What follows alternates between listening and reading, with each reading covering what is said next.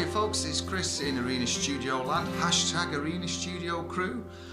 Welcome to part one of the singer-songwriter course that I'm going to be running on here. You're going to love it because I'm going to give you all the tips and tricks to create great music, whether you're an acoustic singer-songwriter or you want to get into full-blown production.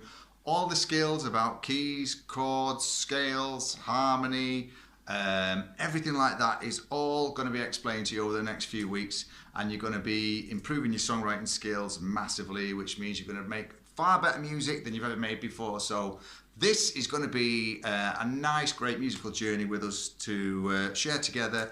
And the first thing I'm going to be looking at is the basics of how we build a triad.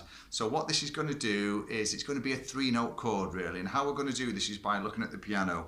And I'll take you over to the piano in a second, but the first thing that we need to look at is that we're going to be working in the key of C major, okay, which means we've got no sharps or flats in the key. So I'll explain that to you as we go over to the keyboard now. Okay, so as you can see, we're in front of the keyboard and we're going to be looking at the key of C major. So I'm going to teach you how to